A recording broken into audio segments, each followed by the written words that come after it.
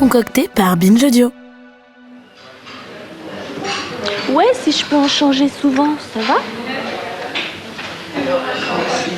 C'est pas évident de changer. Comment c'est pas évident? Pourquoi? Quand on s'habille le matin et qu'on change 10 fois de costume en jetant toutes ses fringues par terre, on le fait bien à ce moment-là.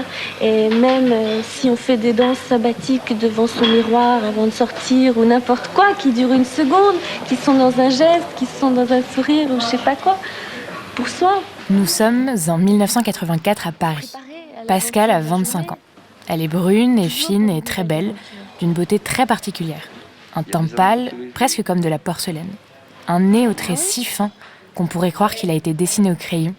Et des yeux, de grands yeux bleus, teintés de mélancolie. Elle est poursuivie par toutes sortes de remords. Pascal est à la fois fragile, avec une voix d'enfant qui désarçonne. On sent qu'elle pourrait se briser à tout moment. Enthousiaste et pas inquiète. Bien sûr que si, je suis inquiète, mais je suis complètement enthousiaste aussi. Et Pascal est une guerrière. Elle est lumineuse et très sombre, pleine d'éclat, de force et pleine de doutes aussi. Tout ça à la fois. Une femme abritant autant de contradictions, ça ne pouvait pas bien finir.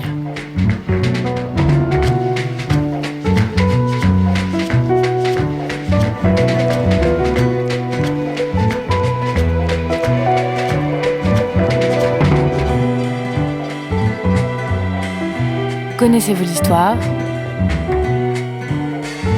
de Pascal Augier?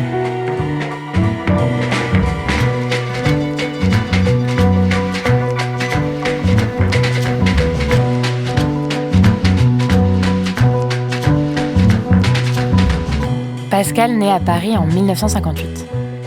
Elle a, très jeune, l'allure gracieuse, une attitude de poseuse à la fois délicate et très affirmée qu'elle emprunte à sa mère, Bulle Augier, actrice icône du cinéma d'auteur dont elle est très proche. Elle s'inspire aussi de sa grand-mère, Marie-Louise, qui s'occupe beaucoup d'elle quand sa mère est en tournage et qui tient à ce qu'elle soit soignée en toutes circonstances, y compris pour aller chercher le pain. Très jeune, Pascal accompagne sa mère Bulle à des tas de tournages et à des répétitions. Et puis, à la fin de la journée, elle rentre chez sa mamie pour se coucher tôt, à 8h. L'emploi du temps est bien réglé. À 13 ans, elle semble déjà vouloir romancer sa vie. Elle fuit le cinéma le plus proche, sur son Solex, allant jusqu'à voir parfois 5 films par jour, Schroeder, Fassbinder, Pasolini, Duras ou Kurosawa. Des réalisateurs qu'elle rencontre parfois quand elle rentre chez elle. Sa mère s'étant remise en couple avec le cinéaste Barbet Schroeder. Fréquenter tout ce petit milieu, ça ne l'impressionne pas vraiment, mais ça l'inspire. Les autres, en revanche, voient en elle une fille pleine de fougue qui déstabilise parfois et qui magnétise, souvent. Tout ça lui importe peu. Pascal vit comme une ado de son âge, elle écrit des trucs dans son agenda qui fait office de journal intime, fait des listes, pour tout. Des bouquins qu'elle a prêtés, des films qu'elle compte voir, des fringues qu'elle convoite, ou bien elle recopie des vers de Baudelaire, des citations d'Edgar Poe ou de Rimbaud. Et elle fait des classements. Avec une écriture toute ronde, un peu juvénile, elle écrit Beatles 3, Bowie 1, Bee Gees 1, Bob Dylan 4, Tina Turner 1, Nino Ferrer 2, Rolling Stones 8, Hendrix 1.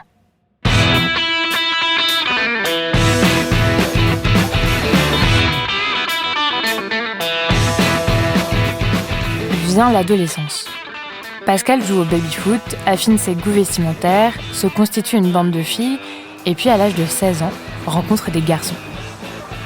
La nuit, ils sortent tous ensemble vers Châtelet, armés de poings américains et de vestes en cuir, de lames, de nunchaku, de shuriken, ces petites étoiles en métal très fines dont chaque pointe est affûtée. Pascal est armé de couteaux, comme sa mère et sa grand-mère qui en ont toujours un dans leur sac au cas où il faudrait se défendre. Elle est davantage témoin que leaduse dans cette affaire, mais ça lui plaît de se sentir puissante dans ce groupe de petits voyous en cuir.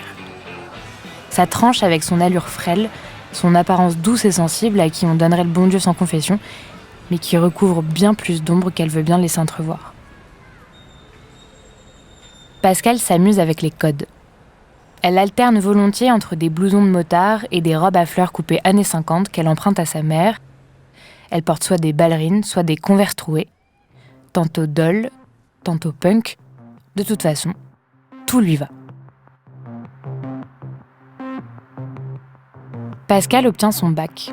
Elle entre à la fac pour étudier la littérature et le cinéma, puis elle interrompt son cursus contre l'avis de sa mère pour se lancer à son tour dans le métier d'actrice.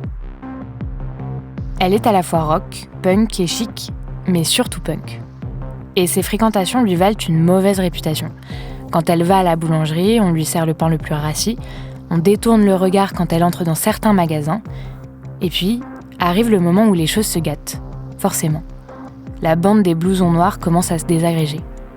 Quelques-uns de ses amis se font choper, soit par leurs parents, soit par la police, et sont contraints de freiner la cadence, et d'autres meurent, fauchés par la vie. Pascal se rend au parloir, jusqu'à 3 fois par semaine, pour rendre visite à ceux qui restent.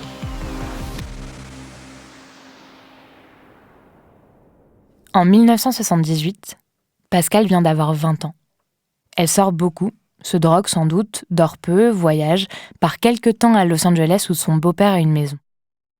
Elle rencontre Charles Bukowski, qui vient parfois prendre le petit-déj et arpente les bars jusqu'au petit matin. À Paris, Pascal se lie d'amitié avec le voisin de son beau-père, le réalisateur Éric Rohmer. Rohmer l'a vu grandir. Âgé de 60 ans, il est passionné par cette génération qui commence à s'affirmer. Pascal et lui deviennent des confidents.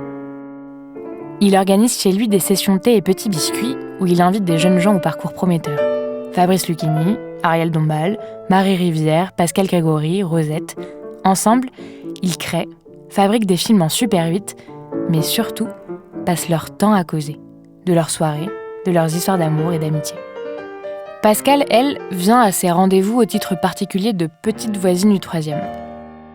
Elle apprend au contact de Rohmer, qui voit en elle une profondeur et une sensibilité qu'il aimerait retrouver à l'écran.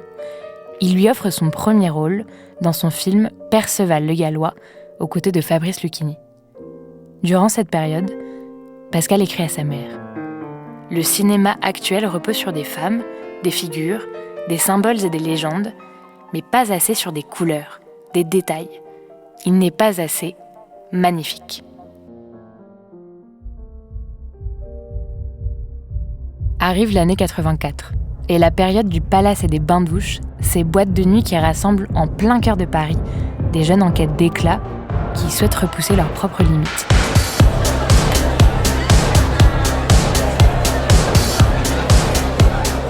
Musique new wave, danse, drogue et alcool, pour les plus branchés, c'est précisément là où il faut être. Et d'ailleurs, tout le monde y est. Pascal aussi, qui déambule tous les soirs dans cette fête qui ne s'arrête jamais. Là-bas, on la remarque.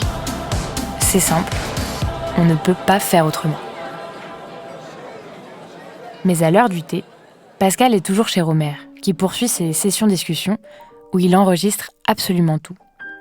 Un jour, une fille lui file une nouvelle qu'elle a écrite et qui parle de son indécision entre 2 garçons.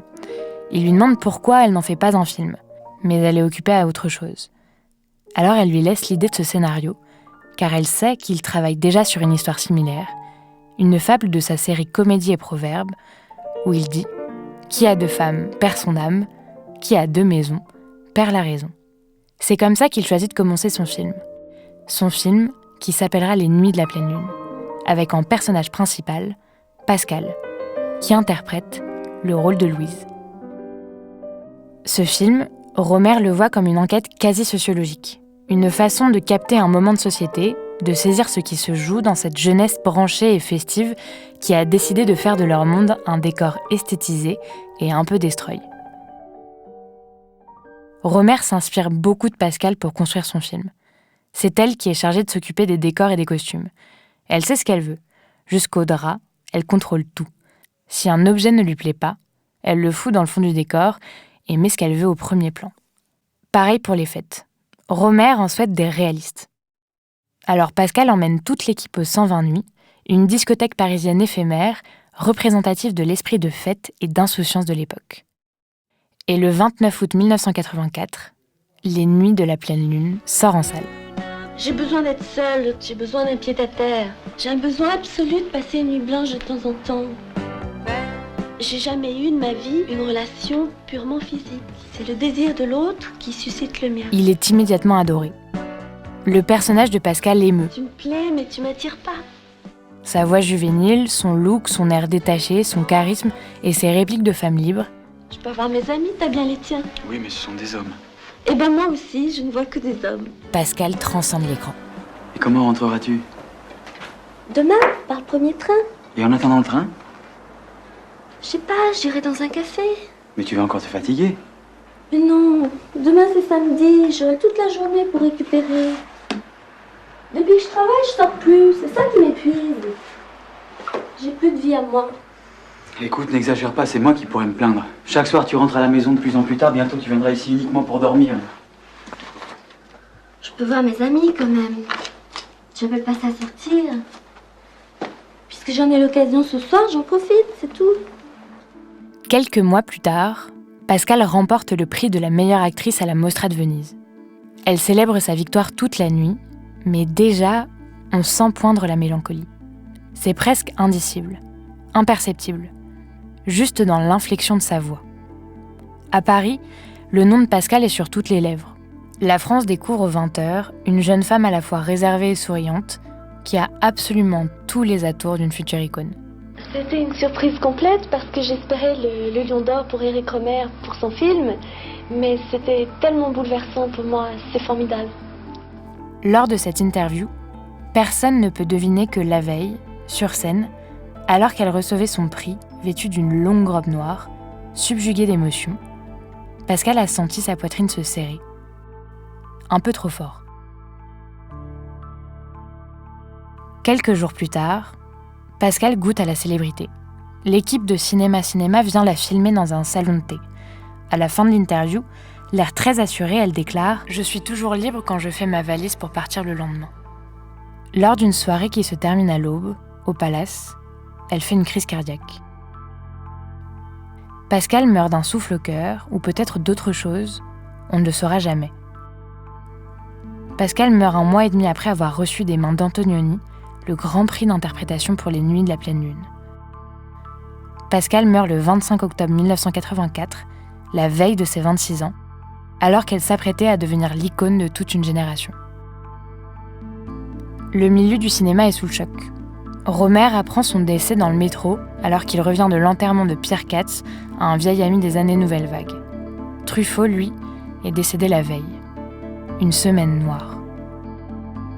Marguerite Duras écrit dans Libération « Autour du visage adorable, le souvenir ne peut pas encore se produire. Pascal vit toujours. On mesure chaque jour davantage à quelle profondeur la mort est allée chercher sa proie. Mais cependant qu'elle frappe, la grâce de la jeune fille se répand encore dans la ville. Rien ne peut en empêcher la chose. L'endiguer. »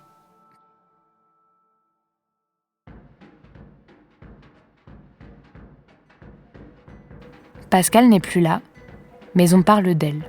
Beaucoup. On ne s'en remet pas. En février 85, lors de la nuit des Césars, elle est citée à titre posthume au rang des meilleures actrices. Michael Lonsdal enregistre un chant pour Pascal sur France Culture. Renaud, dans son album Mistral gagnant, lui consacre une chanson, Petite conne.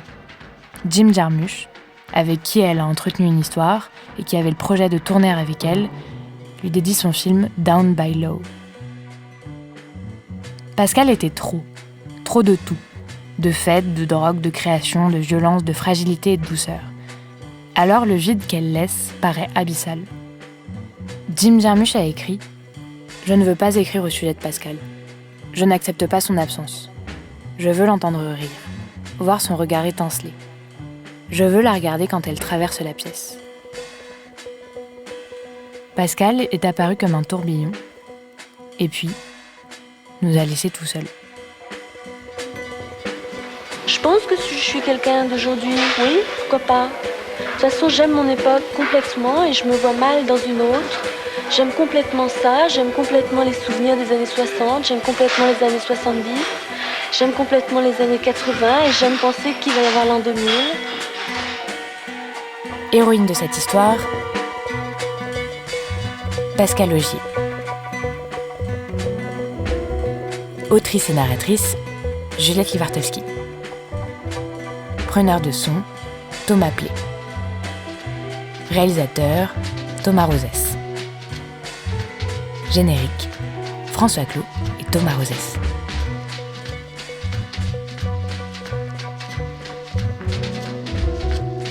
Connaissez-vous l'histoire ? Car l'histoire, c'est nous.